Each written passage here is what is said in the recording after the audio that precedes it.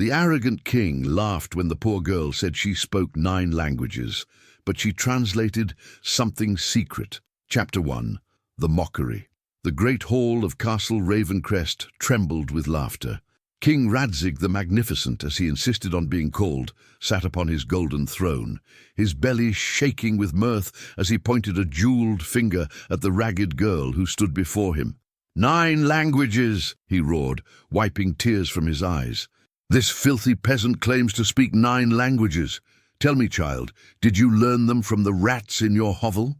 The courtiers joined their king's laughter, their silk robes rustling as they bent double with forced merriment.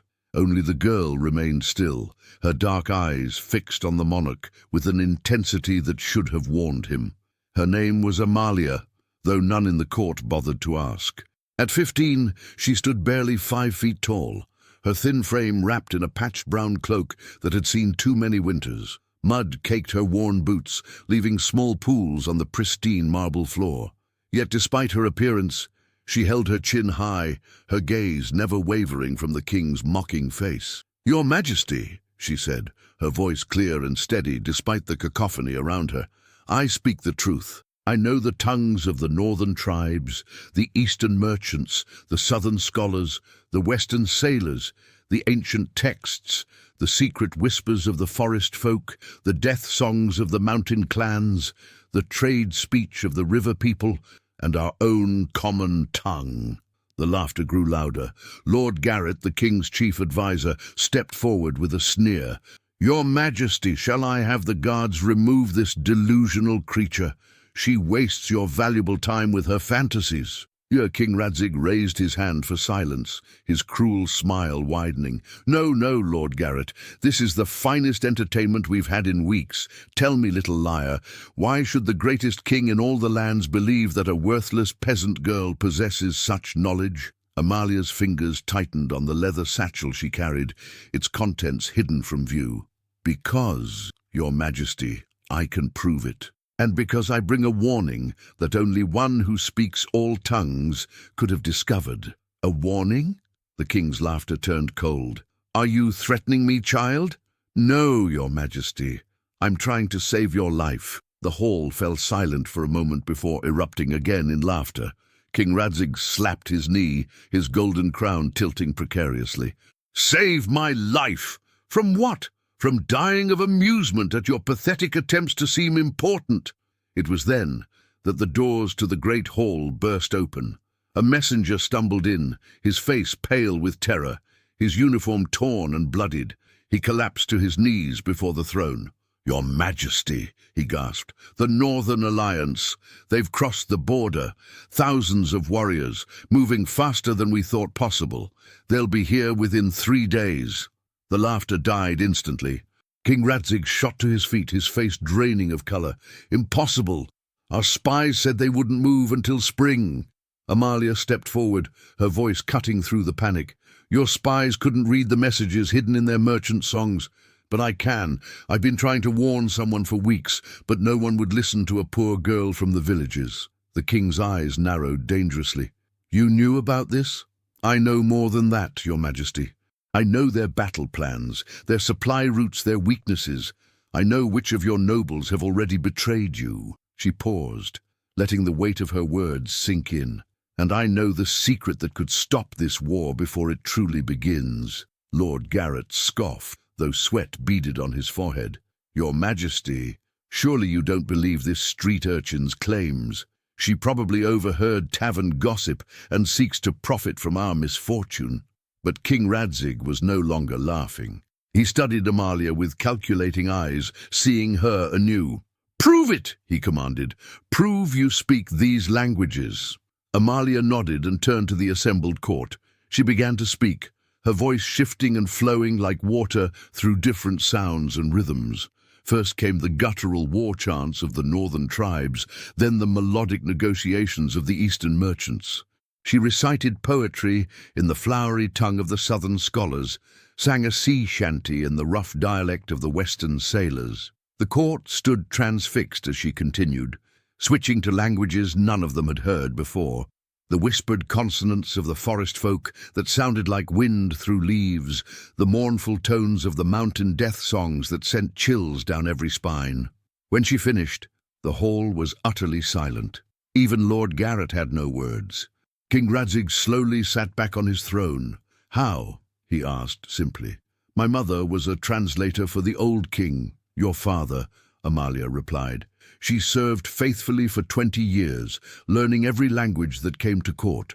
When your father died and you took the throne, you dismissed all the old servants, calling them relics of a weak reign. My mother died in poverty, but not before teaching me everything she knew." The king's jaw clenched. He remembered that purge, 8 years ago, when he'd first claimed his crown. He'd been so eager to establish his own legacy, to prove he was stronger than his diplomatic father. "What do you want?" he asked. "To serve the kingdom," Amalia said, "to prevent unnecessary bloodshed, and to ensure that knowledge and wisdom are valued as highly as gold and jewels." And this secret that could stop the war." Amalia reached into her satchel and pulled out a rolled parchment covered in symbols from multiple languages. 3 nights ago, I was in the border town of Millhaven, trying to warn the garrison commander. He laughed at me, just as you did, but while I was there, I overheard 2 merchants speaking in what they thought was a private tongue, a mixture of 3 languages they believed no one else could understand. She unrolled the parchment, revealing her translations. "They spoke of a document hidden in your very palace that proves the Northern Alliance's claim to the disputed territories is false. A treaty signed by their own ancestors, surrendering all rights to the lands. They plan to destroy it during their attack." King Radzig leaned forward. "Where is this document?" "That's the problem, Your Majesty. They spoke of it being where the eagle feeds its young beneath the harvest moon. And I've translated it perfectly, but I don't know your palace well enough to understand the reference." The king's eyes widened in recognition. "The Eagle Tower, the old nursery, beneath the harvest tapestry." He turned to his guards. "Secure the Eagle Tower immediately. Let no one enter." As guards rushed from the hall, Lord Garrett stepped forward, his face flushed. "Your Majesty, this is absurd. You're taking the word of this nobody over your trusted advisors." "Silence, Garrett," the king snapped. Then, to Amalia, "You said you know which nobles have betrayed me. Name them." Amalia hesitated, then spoke carefully. "Your Majesty, perhaps such accusations should be made in private." "Name them." She took a deep breath. "Lord Garrett has been sending messages to the Northern Alliance for 3 months. Lord Blackwood has been moving troops away from strategic positions. And Lady Corvina has been poisoning your war council with false intelligence." The accused nobles erupted in outrage, but King Radzig raised his hand. "Prove it." Amalia reached into her satchel again, pulling out several letters. "Lord Garrett writes in a cipher based on ancient high tongue. He thinks no one alive can read it anymore." She began to translate one of the letters aloud, and Garrett's face went white as she revealed his treasonous correspondence. "Seize him!" the king commanded, and guards surrounded the shocked advisor. "This is preposterous!" Garrett shouted as iron shackles were placed on his wrists. "You believe this witch over me? I've served you faithfully for how long, Garrett?" Amalia interrupted, her voice cold. "Since you murdered the king's father?" The hall gasped. King Radzig shot to his feet. "What did you say?" Amalia held up another parchment. "The final piece of the puzzle, Your Majesty. Lord Garrett's personal journal, written in a mixture of 5 languages. He believed it was the perfect security. He confesses to poisoning your father with shadowroot extract, making it appear as a natural illness. He did it to put you on the throne, yes, but only because he believed you would be easier to manipulate than your father." The king's face contorted with rage. "You killed my father?" Garrett's mask finally slipped. "He was weak.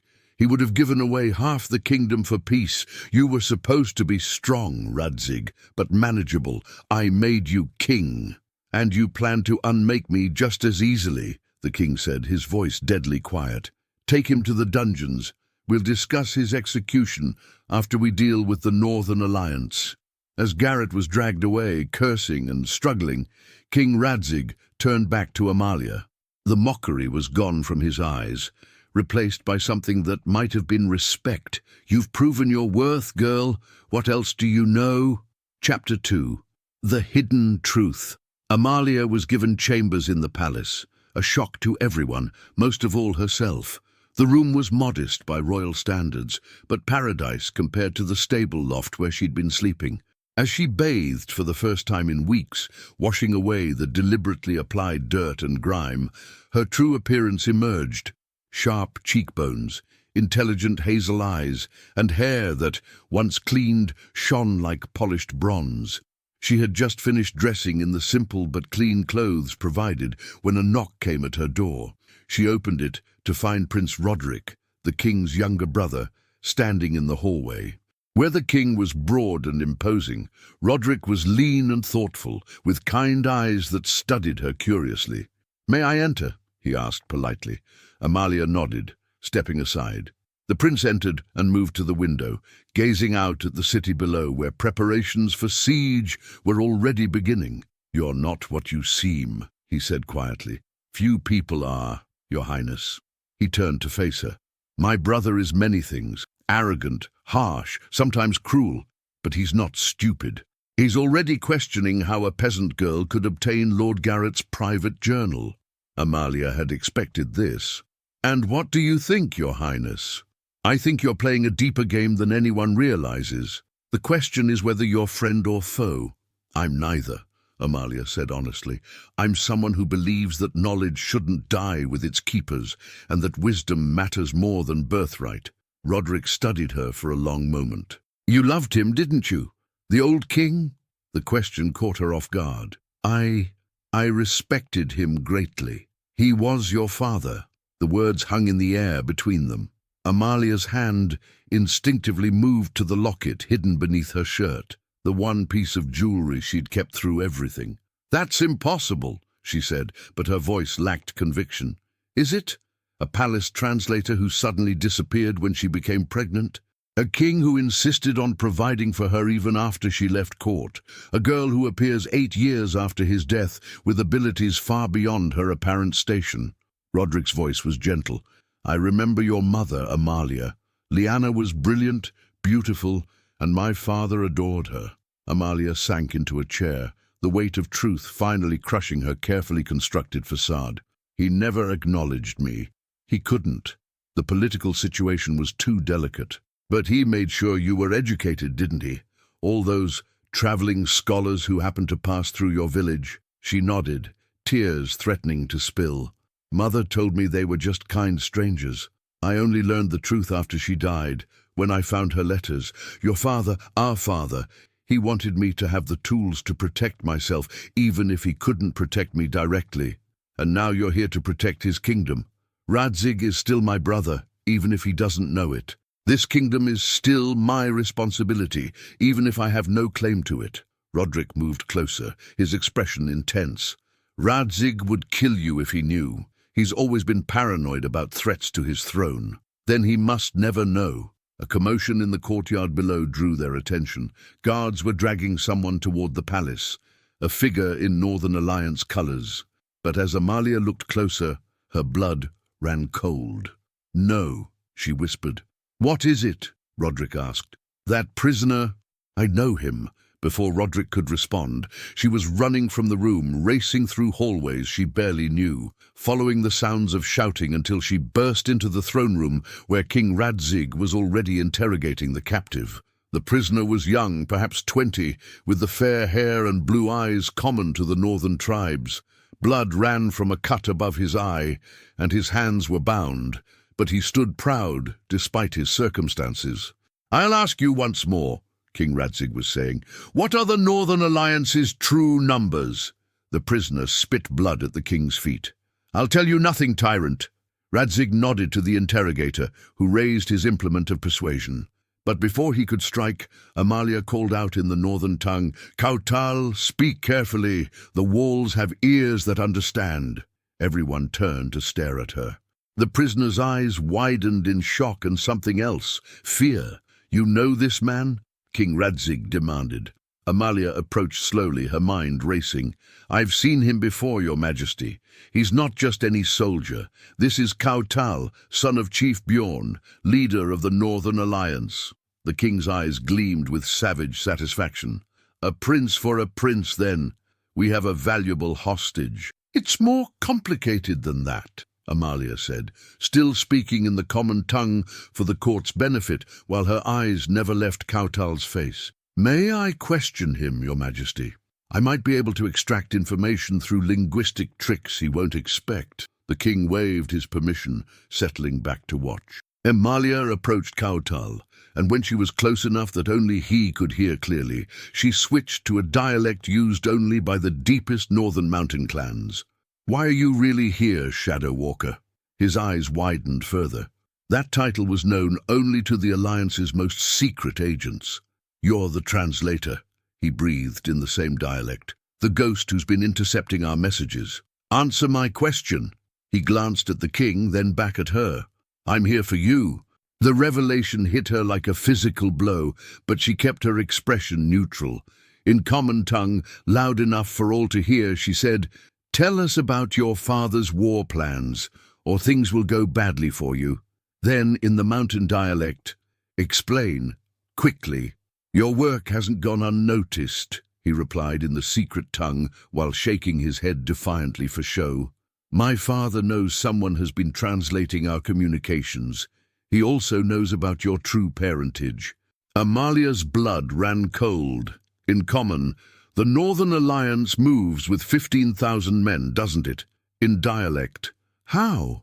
"Your mother had friends in our lands. Before she died, she sent letters. Insurance, she called it. My father has been searching for you for 3 years." He paused. "He wants to offer you a deal." "What kind of deal?" "Legitimacy, recognition, a throne." Amalia felt the world spinning. She forced herself to continue the charade, speaking loudly in common. "Your supply lines run through Darkwood Pass, correct?" King Radzig leaned forward, eager for military intelligence. Kautal responded in kind, providing false information in common while continuing in dialect. "The Northern Alliance will recognize you as the true heir to both kingdoms, your father's and ours. Your grandmother was northern nobility, making you blood of both lands. You could unite them all under one crown. Why would your father want that? Because he's dying, lung rot from old battles. He has no daughters, and he'd rather see the kingdoms united under someone with legitimate claims than watch his sons tear everything apart in civil war after he's gone." Amalia's mind raced. This changed everything. In common, she pressed, "When will the main force arrive?" 3 days, as your scouts reported," Kautal said in common, then in dialect. "But there's more. The attack is a feint, a small force to draw attention, while the real plan unfolds." "What real plan?" "To reveal the truth about King Radzig at the peace negotiations. We have proof he ordered the assassination of 3 northern nobles to provoke this war. Proof he's been selling kingdom secrets to the eastern slavers. Proof of crimes that would see him deposed by his own lords." Amalia felt the ground shifting beneath her feet. She turned to King Radzig. "Your Majesty, I need to speak with this prisoner privately. There are nuances in his language that suggest hidden meanings." The king frowned. "What kind of hidden meanings?" "References to secret supply caches, hidden ally positions, but I need quiet to parse the linguistic subtleties." Radzig considered, then nodded. "Guard, take them to the secured chamber. Post 4 men at the door. If she learns anything useful, bring her to me immediately." Duban, Chapter 3. The Secret Document. The secured chamber was small and windowless, lit only by flickering torches. As soon as the door closed, Kautal switched to common tongue, but not the formal court language. Instead, he spoke the common dialect of traders and travelers. "We don't have much time," he said urgently. "Your brother's guards will grow suspicious if we're alone too long." "He's not my—" Amalia caught herself. "How long have you known about your parentage?" "My father has known for years. About your gift with languages? We suspected when our messages started being intercepted. About you being here now in the palace? That was unexpected luck." Amalia paced the small room. Your father wants to make me queen of both kingdoms? That's insane. The nobles would never accept it. They would if the alternative was worse.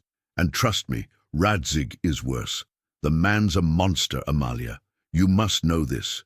He's still my half-brother. So was Roderick your half-brother, and Radzig had him watched constantly until just recently. Did you know he had their middle brother, Prince Marcus, killed 5 years ago? Made it look like a hunting accident because Marcus questioned his policies too openly. Amalia stopped pacing. That's not possible. The investigation said what Radzig wanted it to say, just like the history books will say what he wants about this war. Kautal leaned forward. The document you mentioned in the throne room, the treaty in the Eagle Tower, it's real, but it's not what you think. What do you mean? It doesn't prove our claims are false. It proves Radzig forged his own claim to the throne. Your father never named him heir. He altered the succession documents after the murder. The door suddenly burst open. Lord Commander Blackwood entered with 6 guards, his sword already drawn. "Seize the girl," he commanded. Amalia backed against the wall. "What is this?" "Orders from the king," Blackwood said, though his eyes held a strange glint. "You're to be detained on suspicion of treason." Kautal moved to defend her, but guards quickly subdued him. As shackles were placed on Amalia's wrists, Blackwood leaned close to her ear. "Should have accepted the wine at dinner," he whispered. "Would have been gentler than what comes next." They were separated. Kautal dragged back toward the dungeons, while Amalia was taken up higher and higher, until they reached a tower she recognized with dawning horror, the Eagle Tower. King Radzig was waiting in what had once been a nursery, now converted into a private study. The harvest moon tapestry hung on the far wall, and beneath it, a section of stone had been removed to reveal a hidden compartment. "Did you think me a fool?" the king asked, without turning around. He held a rolled parchment in his hands, ancient, yellowed with age. Lord Garrett's journal contained more than just his confession. It contained his suspicions about a certain translator's daughter. He turned, and his eyes were filled with cold fury. "My dear sister." Amalia's heart pounded, but she kept her voice steady. "I don't know what you mean, Your Majesty. Don't insult my intelligence." He slammed his fist on a desk. "Garrett was many things, but he was thorough. He investigated everyone who might have a claim to the throne. Imagine my surprise when I read about Father's bastard daughter, hidden away but educated like nobility." He unrolled the parchment. "And then I found this. Father's real will, the one that names you, as his legitimate heir. Apparently he married your mother in secret. There are witnesses listed, ceremonies documented. You're not a bastard at all. You're the rightful queen." Amalia's legs nearly gave out. Her mother had never told her all these years. "But that can be remedied," Radzig continued, holding the parchment over a candle flame. "With this burned and you dead, my reign is secure." "Wait!" Amalia cried. "If you kill me now, the Northern Alliance will attack anyway. You need me to prevent this war." "Do I? I have their prince as hostage." "Kautal isn't their prince. He's a decoy." The lie came easily. "The real Prince Kautal is leading the army. This one is his cousin, trained to be captured and feed false intelligence." Radzig hesitated, the parchment inches from the flame. "Think about it," Amalia pressed. "Would Chief Bjorn really send his heir into enemy territory? The man you captured is brave, but expendable. I'm the only one who can negotiate with the real alliance. I know their actual language of diplomacy, not just their common tongue." The king studied her, then slowly pulled the parchment back from the flame. "Perhaps you're right, but you're still too dangerous to leave free." He turned to Blackwood. "Lock her in the tower's highest room. Post guards. No one enters without my explicit permission." As the guards moved to take her, Amalia played her last card. "Roderick knows," she said quietly. Radzig froze. "What?" "Prince Roderick knows who I am. If I disappear, he'll ask questions.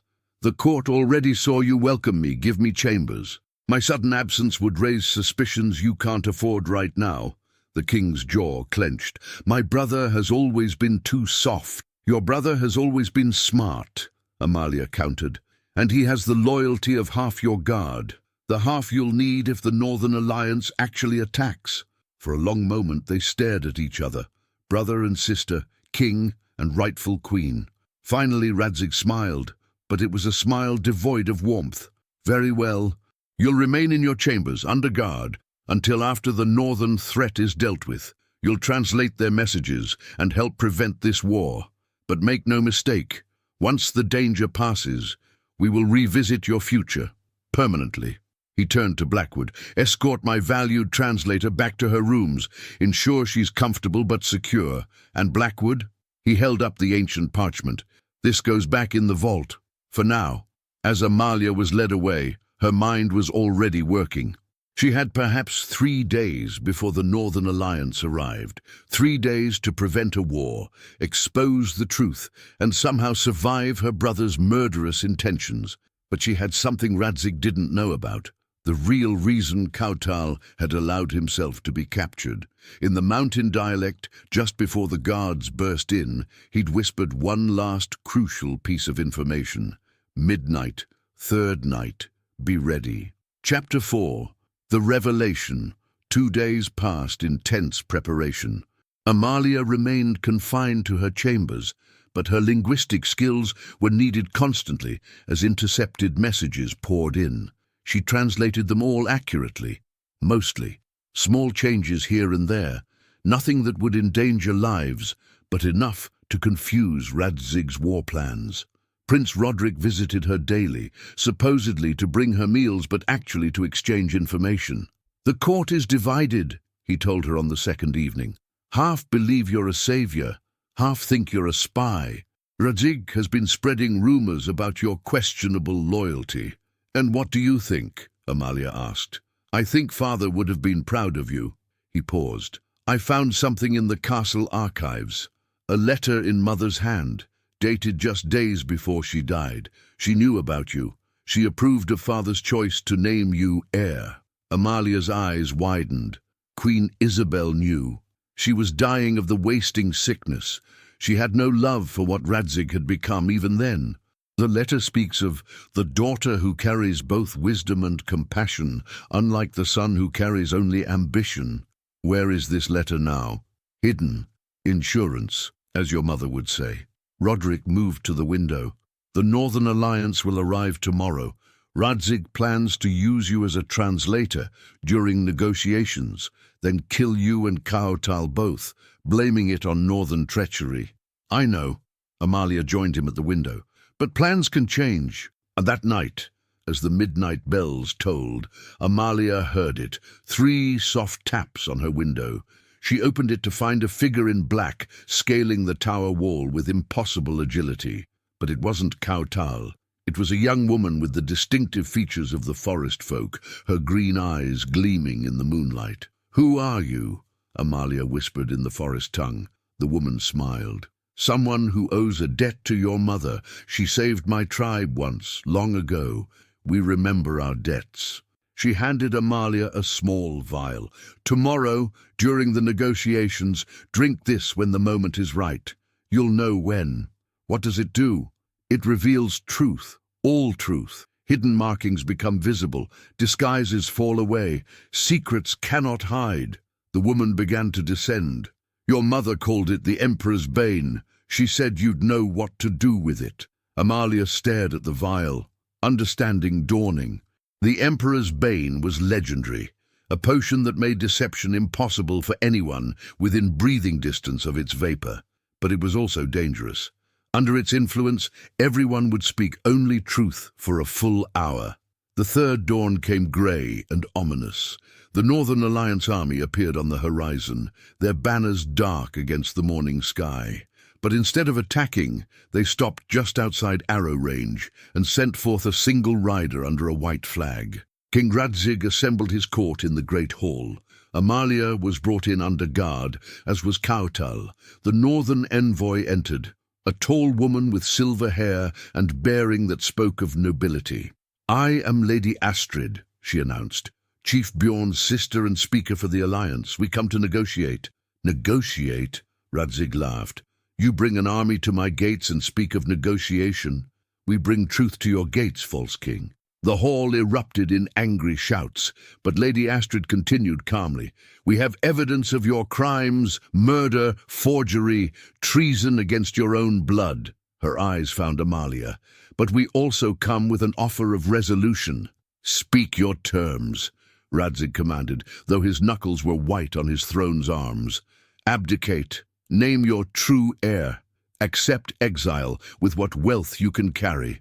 And if I refuse, then we reveal everything to your nobles.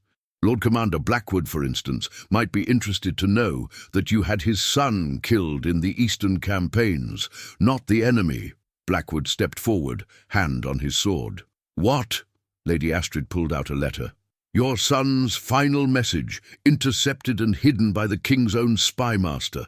He was killed by assassins bearing Ravencrest steel, not Eastern bronze. The hall began to murmur dangerously. Radzig stood, rage contorting his features. Lies! Northern propaganda! It was then that Amalia knew the moment had come. She uncorked the vial and drank it in one swift motion. The effect was immediate, a shimmer in the air, spreading outward like ripples on water. As the invisible vapor spread through the hall, people began to gasp. The first thing everyone noticed was the walls. Hidden writing appeared, glowing faintly, ancient protective spells in languages long forgotten, but Amalia could read them all.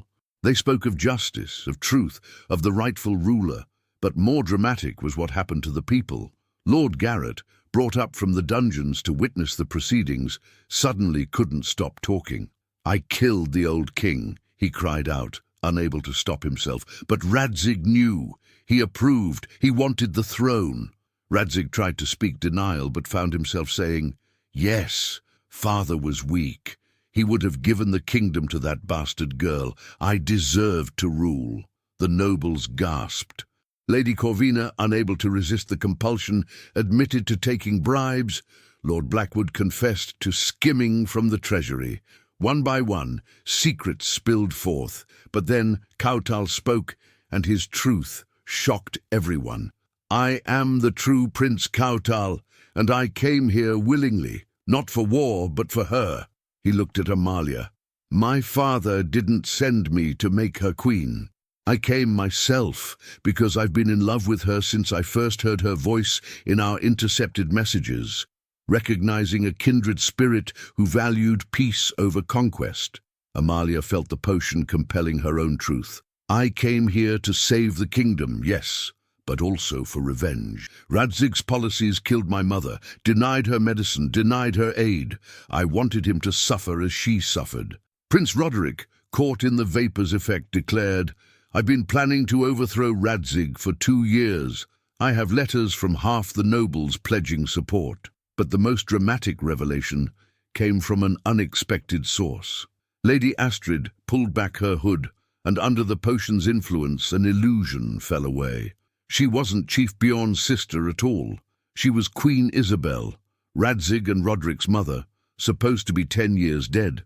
My death was staged, she said, her voice carrying through the stunned hall. I discovered Radzig's plan to kill his father and fled. I've been living with the northern tribes, helping them prepare for this day, the day truth would finally prevail. Radzig staggered backward. Mother, no, you're dead. I saw your body. You saw what your poisoner wanted you to see. A serving woman who looked like me, already dying from the same poison you used on your father. Tears ran down her face. My own son, a kinslayer twice over. The king's rage finally boiled over. He drew his sword, pointing it at Amalia. This is all you're doing, witch. You've destroyed everything. He lunged, but Kautal was faster, intercepting the blade with his own. Apparently the guards, under the truth compulsion, had admitted they'd forgotten to properly disarm him. The two men fought while the hall descended into chaos. Nobles were confessing crimes left and right. Guards were admitting their divided loyalties. And through it all, the ancient writing on the walls grew brighter, the words becoming clear even to those who couldn't read them, as if the castle itself was translating, When truth fills these halls, the rightful ruler shall be known. Suddenly, the harvest moon tapestry in the great hall, identical to the one in the Eagle Tower, burst into flame. Behind it was another hidden chamber, and from it stepped a figure everyone thought long dead. Prince Marcus, the middle brother supposedly killed in a hunting accident. "I survived," he said simply, the truth potion making elaborate explanation unnecessary. "Mother saved me, hid me. We've been waiting for this day." Radzig, seeing his world crumbling, made one last desperate attempt. He broke free from Kautal and grabbed Amalia, holding his blade to her throat. "I'll kill her. I'll kill the rightful heir, and then nothing," Queen Isabel said quietly, "because she's not the only heir." Everyone turned to her in confusion. "Amalia is legitimate, yes, your father's daughter and true heir. But there's something else the documents in the Eagle Tower reveal, something even Lord Garrett didn't know." She looked at her eldest son with profound sadness. "You're not my son, Radzig. Your father had an affair before we married. Your mother was a servant who died in childbirth. He claimed you as legitimate to avoid scandal." The sword fell from Radzig's nerveless fingers. "No, you have no royal blood at all. Your entire claim is false." The truth potion was wearing off now, but the damage was done. Guards moved to surround Radzig. Their loyalty evaporated. Lord Blackwood himself placed the former king under arrest. "For the murders of King Edward and Prince Marcus, attempted in Marcus's case, you will stand trial," Blackwood announced. As Radzig was dragged away, screaming denials and curses, Amalia felt the weight of destiny settling on her shoulders. The assembled nobles, freed from the potion, but not from the knowledge it had revealed, slowly began to kneel. "No," she said firmly. "Not yet." She turned to Queen Isabel. "You're the rightful queen. You should rule." Isabel smiled sadly. "I'm dying, child. The same wasting sickness that I feigned before has claimed me truly now. I have perhaps a month." She took Amalia's hands. "But in that month, I can legitimize you properly, crown you with the full support of the noble houses. And the Northern Alliance?" Chief Bjorn himself entered the hall, supported by 2 warriors. The old chief was indeed dying. His breathing labored, but his eyes were bright with purpose. "The Alliance will withdraw," he wheezed, "on one condition." He looked at his son and Amalia. "A marriage alliance. Unite our peoples through union, not conquest." Kautal stepped forward. "Father, you can't simply—" "I'm not," Bjorn interrupted. "I'm suggesting. The choice belongs to them." Chapter 5. The Choice. In the week that followed, the kingdom transformed. Radzig was imprisoned awaiting trial. The truth about everyone's secrets, revealed during the potion's effect, led to a complete restructuring of the court. Some nobles fled. Others, surprisingly, found that honesty brought them closer together. Amalia spent her days learning the art of rulership from Queen Isabel, and her evenings walking the castle walls with Kautal. "You don't have to marry me," he said one sunset. "The Alliance will accept other terms." "I know," Amalia replied, "but perhaps it's time for honest communication between our peoples. In all languages." He smiled. "Is that the only reason?" "No," she admitted. "When you spoke the truth in the hall about recognizing a kindred spirit, I felt the same.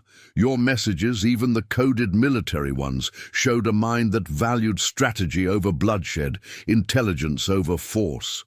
"Romantic words about military dispatches," he laughed. "Romance in 9 languages is still romance." Prince Roderick approached them on the wall. "Sister," he said, the words still new but sincere. "Mother is asking for you."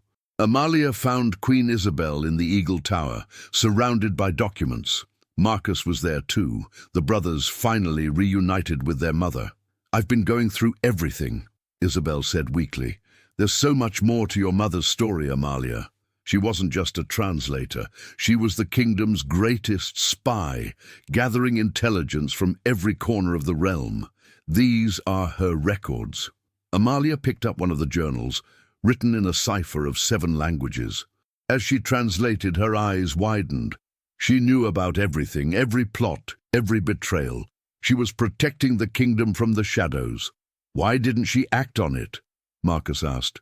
Because, Amalia read aloud, true power isn't in preventing every crisis, but in ensuring the right person is equipped to handle them when they arise. She looked up. She was training me. Everything. The languages, the placement in that village, even the poverty. It was all to prepare me for this moment. Your mother was remarkable, Isabel said. Edward loved her for her mind as much as her beauty. Their marriage was real, Amalia. You were conceived in love, raised in purpose. That night, the castle held a feast, modest by royal standards but genuine in its joy. For the first time in years, laughter in the great hall wasn't forced. Kautal stood and raised his cup. In my tongue we have a saying, he said in northern dialect, then translated, truth is a sword that cuts both ways, but only the honest survive its blade. Lord Blackwood, now genuinely loyal after learning the truth about his son's death, stood as well. To Queen Isabel, who sacrificed everything for truth, to Princess Amalia, who brought that truth to light, and to the future, whatever it may hold. As toasts continued, Amalia noticed someone missing. She slipped away from the feast and made her way to the dungeons. Radzig sat in his cell, a broken man. He looked up as she approached. Come to gloat, sister? Come to understand, she replied. Why, you had everything. I had nothing, he snarled, then deflated. I had a throne I thought was mine by right, only to learn father was planning to pass me over for a bastard. No offense, none taken, as I wasn't a bastard. I know that now. He laughed bitterly. Ironic, isn't it? I'm the only actual bastard in this family. You're still my brother, Amalia said quietly. Half-brother, but still family. Family. He tested the word. Father never told me the truth. Mother fled rather than confront me. Roderick and Marcus plotted against me. You... He looked at her with something almost like respect. You're the only one who faced me honestly. The trial starts tomorrow, Amalia said. Speak truthfully. Show remorse. I'll argue for exile instead of execution. Why would you do that? Because power without mercy is just tyranny by another name. And because I believe even you can learn from truth. As she turned to leave, Radzig called out, the Northern Alliance wasn't the only threat. The Eastern merchants are mobilizing. They've heard about the chaos here and think us weak. I know, Amalia replied. I read their messages too. Already sent diplomatic solutions in their 4 primary dialects. Turns out they just wanted fair trade agreements, which you'd been denying them. You really do speak everything, don't you? Everything except the language of pure ambition. That one I never wanted to learn. The trial was swift. Radzig, perhaps influenced by Amalia's mercy or simply exhausted by his exposed lies, confessed to everything. The nobles voted for execution, but Amalia, as heir apparent, argued for exile. Queen Isabel, with her remaining authority, granted it. You have 3 days to leave the kingdom, she told her eldest son. Never return. As Radzig was escorted out, he stopped beside Amalia. That potion, the truth compulsion. You knew what it would do to everyone, including yourself. Why risk it? Because lies are exhausting, she replied. For everyone, the kingdom deserves better. And you think you're better? No, but I'm honest about my flaws. That's a start. 2 weeks later, Queen Isabel's health declined rapidly. The coronation was hastily arranged. As Amalia knelt before the dying queen, Isabel spoke in the old tongue, the first language of their kingdom, nearly forgotten. Do you swear to guard this realm with wisdom and words before swords? I swear, Amalia replied in the same ancient language. Do you swear to hear all voices, in all tongues, and judge with fairness? I swear. Do you swear to remember that power serves the people, not the crown? I swear. The crown was placed on her head. Not the ostentatious golden monstrosity Radzig had favored, but the simple silver circlet of the first rulers. As Queen Amalia rose, the hall erupted in genuine celebration. But the moment was bittersweet.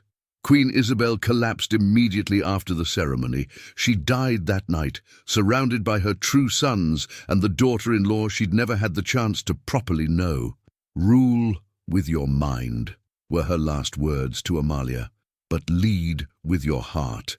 The funeral was attended by representatives from every neighboring kingdom.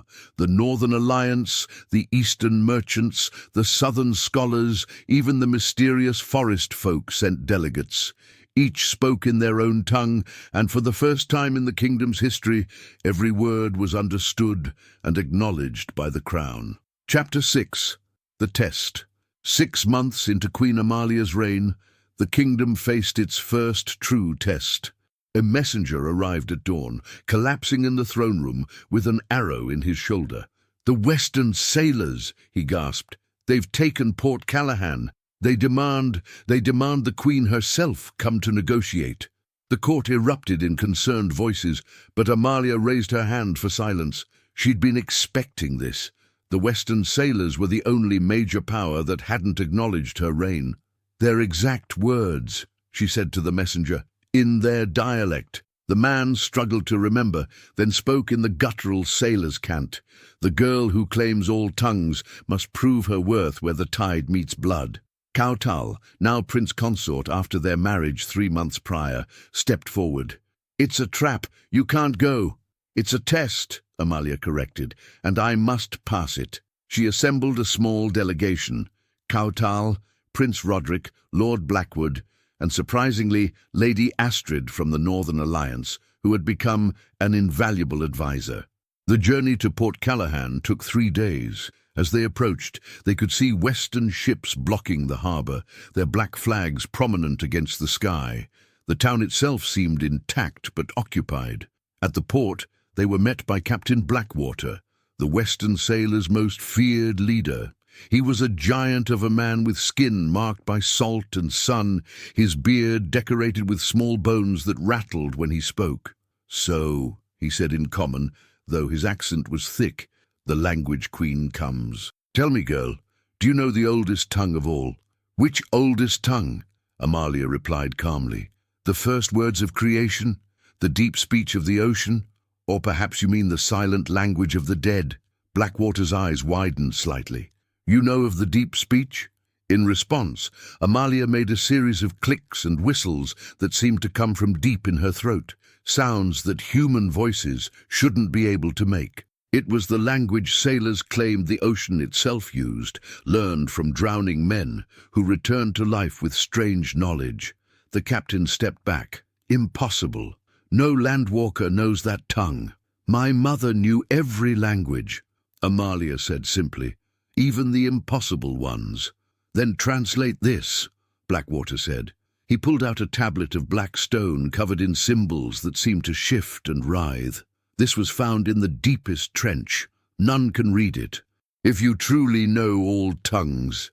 Amalia took the tablet and her blood ran cold. She did recognize it, from her mother's most secret journals, the ones she'd only recently discovered. It wasn't just a language. It was a curse, and a powerful one. "This tells of the tide turner," she said slowly. "A weapon that can control the seas themselves. It gives instructions for its creation." She looked up at Blackwater. "This is why you've really come. You think I can help you build it?" "The seas are dying," Blackwater said, his voice suddenly desperate. "The eastern nations dump their poisons. Fish disappear. Our way of life ends. We need power to fight back. And you'd use this weapon to flood coastal cities, kill thousands. To save millions of sea dwellers, yes." Amalia studied the tablet more carefully. Her mother's notes had mentioned something there, a subtle mistranslation that had been perpetuated for centuries. "Captain," she said carefully, "this isn't instructions for a weapon. It's a warning about one that was already built and destroyed. The symbols you thought meant to create actually mean to prevent creation." She began to translate fully, her voice taking on the rhythmic cadence of the deep speech. As she spoke, the true meaning became clear. The tide turner had been built once before, by an ancient civilization. It had worked too well, sinking entire continents. The tablet was a warning never to build it again. Moreover, Amalia continued, it speaks of an alternative, a treaty between land and sea, where both prosper. She pointed to symbols at the tablet's edge. These aren't decorations. They're a formula for cleansing poisoned waters. Blackwater stared at the tablet, then at her. You're lying, trying to keep power from us. Test it, Amalia challenged. Take a cup of poisoned water, apply the formula, see what happens. They did exactly that, using water from the polluted harbor. Following the formula Amalia translated, they added certain salts and minerals in specific proportions. Within minutes, the murky water turned clear. Blackwater's entire demeanor changed. We came for war, but you offer salvation. I offer partnership, Amalia corrected. Your people's knowledge of the seas, combined with our resources and this ancient wisdom, can heal the waters, but it requires cooperation, not conquest. It was then that chaos erupted. A faction of Western sailors who profited from piracy didn't want peace. They attacked, trying to kill both Amalia and Blackwater. The battle was fierce but brief. Caotal's northern fighting techniques, combined with Blackwater's ocean fury and Lord Blackwood's disciplined soldiers, quickly subdued the rebels. But during the fight, Amalia noticed something strange. One of the attackers was shouting in a language she didn't recognize. That should have been impossible. She grabbed the man as he was restrained. What language were you speaking? He laughed, blood running from his split lip. The new tongue, false queen. The language created specifically so you couldn't understand it. Your enemies unite in words you'll never know. Before anyone could stop him, he bit down on something. Poison. He died within seconds, taking his secrets with him. That night, as they camped outside the liberated Port Callahan, Amalia couldn't sleep. A language she didn't know. It should have bothered her more than it did, but instead she felt excited. A new challenge. You're thinking too loud, Caotal murmured beside her. Someone created a new language just to work against me. That's either terrifying or flattering. Both, he said, pulling her closer. But tomorrow's problem. Every language follows patterns, Amalia mused. Even created ones, if I can hear enough of it. Tomorrow, Caotal repeated firmly.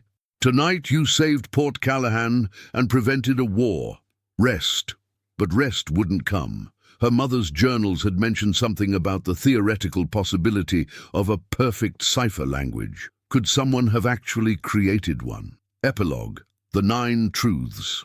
1 year after Queen Amalia's coronation, representatives from every corner of the known world gathered in the Great Hall. The kingdom had become a center of learning and diplomacy, with the Academy of Languages drawing students from every nation. But this gathering was different. Warnings had come from all directions about a shadow organization using the new tongue to coordinate attacks on peaceful nations. Amalia stood before the assembly, wearing not her crown, but the simple leather clothing of a scholar. In her hands, she held a collection of intercepted messages in the mysterious new language. For the past 3 months, she announced, my scholars and I have been working to crack this new tongue. We've made progress, but there's something you all need to know. This language wasn't created to hide military secrets or coordinate attacks. It was created to hide a truth about our world. She gestured, and servants brought in 9 ancient stone tablets, each from a different culture. These were thought to be religious texts, myths or historical records in isolation, but when you read them together in their original languages, a pattern emerges. They tell the same story in 9 different ways. She began to translate, switching fluidly between languages. Long ago, our world was one kingdom, one people, one tongue. But power corrupted the rulers. To maintain control, they divided the people, created different languages, made understanding impossible. Wars were engineered. Hatred was fostered, all to keep the powerful in power. The hall was silent as the implications sank in. The new tongue, Amalia continued, was created by descendants of those original rulers. They fear that if we truly understand each other, their inherited power dissolves. They're right. She held up the intercepted messages. "I've translated enough to know their plan. They intend to destroy every center of learning, every place where languages are taught, every bridge between peoples. They want to return us to isolation and mistrust." "And what do you propose?" asked Chief Bjorn, who despite his illness had lived to see this day. "We make their weapon useless," Amalia said. "We teach everyone every language we can. We share knowledge freely. We make understanding the norm, not the exception." "Impossible," scoffed a Southern scholar. "It would take generations." "Then we'd better start now," Amalia replied. "And I have a proposal. The new tongue they created, we learn it too. We take their tool of division and make it another bridge to understanding." She turned to address everyone present. "They thought making a language I didn't know would stop me. But languages aren't walls, they're doors, and every door can be opened if you're willing to learn." It was then that the unexpected happened. The Eastern merchant delegation stood, and their leader spoke in the new tongue, perfectly. "We've been testing you," he admitted in common. "There is no shadow organization. We 9 nations created the new tongue together as a test for the language queen, to see if faced with something you couldn't understand, you would respond with fear or curiosity, force or learning." Amalia stood stunned for a moment, then began to laugh. "You created an entire language just to test me." "Not just you," the merchant replied. "Your kingdom, your philosophy, to see if the unity you preach is real. You passed." Captain Blackwater stood. "The Western sailors pledged to support the Academy." Chief Bjorn rose carefully. "The Northern Alliance offers our warrior scholars as teachers. One by one, every nation pledged support. The Academy would become truly international, a place where every language was preserved and taught." But as the celebration began, Amalia noticed Kautal speaking quietly with a hooded figure near the door. She approached, and the figure lowered their hood. It was Radzig. "Brother," she said carefully, hand moving to her sword. "Sister," he replied, looking older, worn, but somehow more at peace. "I've spent my exile learning something you said. That truth has its own power. I've been living in the far wastes, among the nameless tribes. I've learned their tongue, the one even Mother never knew." He held out a worn journal. "Their history, their language, my gift to your academy, and my apology, though I know it's not enough." "Why?" Amalia asked. "Because in exile I finally learned what power really is. It's not taking, it's giving, it's not ruling, it's serving. You taught me that, even as I tried to kill you." He turned to leave, then paused. "Oh, and sister, the nameless tribes speak of others, beyond the wastes, peoples and languages no one here has dreamed of. Your 9 languages, they're just the beginning." As he left, Amalia felt Kautal's hand in hers. "Do you believe him?" her husband asked. "I believe people can change," she replied, "in any language." The feast that night was unlike any before. Each delegation performed songs in their own tongues, but with translations projected on banners so all could understand. Stories were shared, not as secrets, but as gifts. Prince Roderick, now the Academy's chief administrator, raised a toast. "To the Queen who made enemies into friends through understanding." Prince Marcus, commander of the reformed Royal Guard, added, "To the sister who taught us that strength comes from knowledge." But it was Captain Blackwater who gave the toast that would be remembered. "To the girl who stood before a laughing king and proved that a poor child with wisdom is worth more than a wealthy fool with a crown." As the night grew late, Amalia stood on the castle walls where this had all begun. The same walls where her father had once walked, planning for a future he wouldn't live to see. "Your Majesty," a small voice called. She turned to find a young girl, perhaps 10, dressed in servant's clothes. "Yes, child? Is it true that anyone can learn any language, even someone like me?" Amalia knelt to the girl's level. "What's your name?" "Sarah, Your Majesty." "Well, Sarah, let me tell you a secret. Every language I know started with a single word. Would you like to learn one?" The girl nodded eagerly. "In the old tongue, Ashara means hope. In the northern dialect, Morgan means strength. In the eastern trade speech, Velani means wisdom. Which would you like to be your first word? All of them, Sarah said boldly. Amalia smiled. Then that's where we'll start. Tomorrow, come to the academy. Tell them the Queen sent you. As Sarah ran off excitedly, Kautal emerged from the shadows. Creating another future queen? Creating a future where anyone could be anything, regardless of birth or station.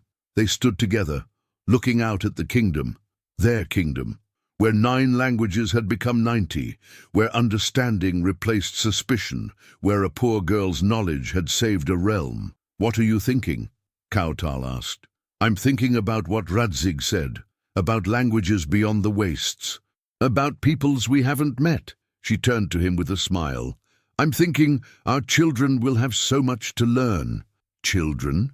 He raised an eyebrow.